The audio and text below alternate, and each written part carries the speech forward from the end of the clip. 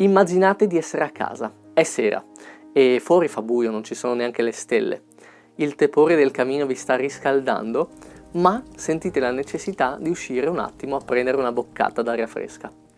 Aprite la porta, uscite fuori casa e vi accorgete che nel cielo non c'è nulla, non c'è una nuvola, non c'è una stella, è completamente scuro. E subito dopo venite inondati da una strana pioggia gialla puzzolente. Guardate meglio, vi accorgete che c'è un'ombra che vi sovrasta e quest'ombra lancia una grossa risata e se ne va via ridendo. Bene, ragazzi miei, vi siete imbattuti in un Orcul.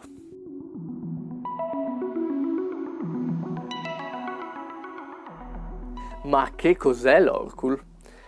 Come la parola vi farà immaginare, stiamo parlando di un orco.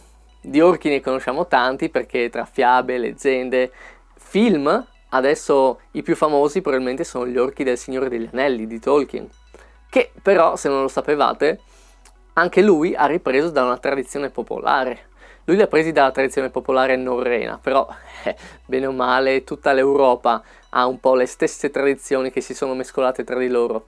Però in questo, in realtà, la tradizione popolare friulana si distingue, perché l'Orcul friulano è diverso dagli orchi che vediamo nelle altre leggende o nei film. Quelli sono principalmente cattivi, sono il più delle volte antropofagi, quindi mangiano le persone, e molto spesso, nella maggior parte dei casi, schiavizzano i bambini. L'Orcul friulano invece è un bonaccione, è un simpaticone, un grosso omaccione che si diverte a fare i dispetti. È un po' un sbilf cresciuto. Adesso ne parliamo bene. Quando dico che l'Orcul è uno sbilf un po' cresciuto, in realtà lo dico perché effettivamente c'è chi sostiene che Orcul e Macchiarot, di cui abbiamo parlato domenica scorsa, vi lascio il link, siano la stessa entità, semplicemente che ha la capacità di trasformarsi in una o nell'altra forma. Ed effettivamente entrambe le figure fanno scherzi molto simili, addirittura alcuni sono uguali. Innanzitutto entrambi si divertono a far perdere le persone nel bosco, quindi se voi vi addentrate nel bosco di sera o di notte e pestate l'orma di un Macchiarot, così come se pestate l'orma di un Orcul, vi perdete e non trovate la strada fino al mattino. Il secondo è quello di svegliare la gente che dorme, urlando che è già mattino e che è il momento di andare a lavorare.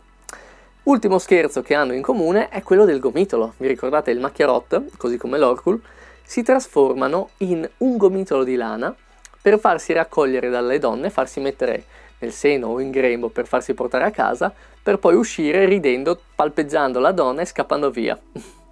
Quindi sono due mattacchioni, però l'Orcul ha delle caratteristiche in più che non abbiamo visto col Macchiarot.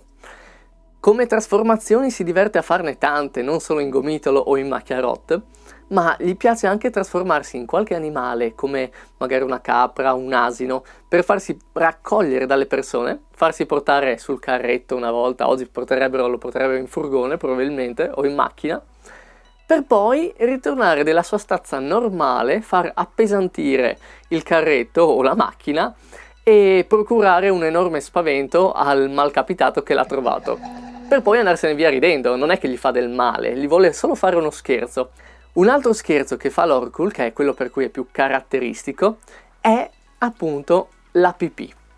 Lui si diverte a stare intanto in alto, quindi mette sempre un piede su una casa e su un altro, sul campanile della chiesa o su una montagna e sull'altra montagna. Insomma, all'Orcul piace stare in alto, è grande ma vuole essere ancora più grande.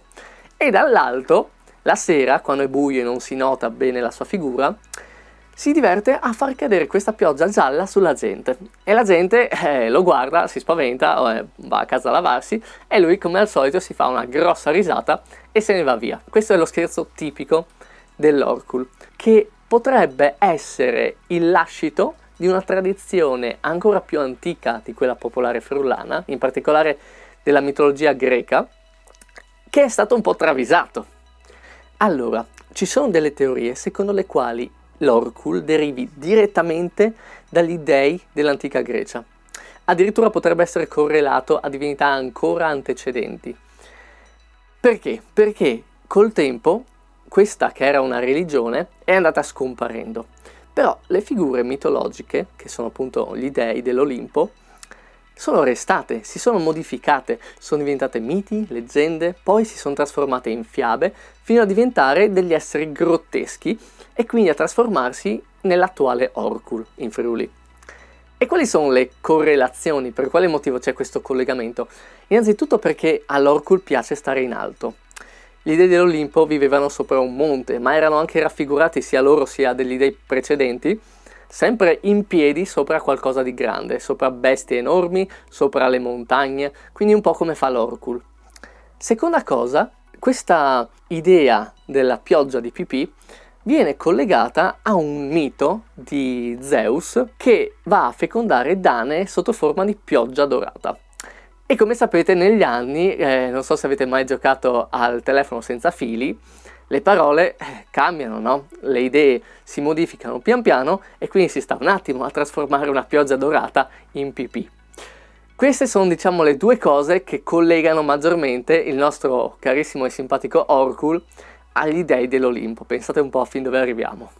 Però purtroppo, nonostante sia un grandissimo simpaticone, anche l'Orkul ha un aspetto negativo, che secondo me è inconscio, perché si dice che l'Orkul abiti sottoterra e che quando si risveglia faccia tremare tutto quanto, generando i terremoti.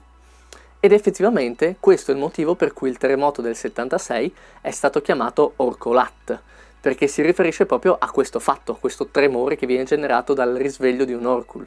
Prima di terminare il video, per completezza di informazione, vi dico anche come si fa a eliminare un Orkul. Però vi chiederei di non farlo mai, perché già ce n'è pochi e il mondo, il Friuli, sarebbero un luogo molto molto più triste senza gli Orkul. Come si fa a eliminare un Orkul? Bisogna far benedire il proprio schioppo, quindi il fucile. Bisogna incidere con una croce la pallottola e bisogna utilizzare un coltello a 9 lame. Dopodiché bisogna caricare lo schioppo, oltre che con la pallottola, anche con delle foglie d'ulivo. E infine, mentre si prende la mira verso l'Orkul, qualcuno accanto a noi deve pregare. Ecco, questo è il rituale per eliminare questa creatura. Ripeto, vi prego, non fatelo mai.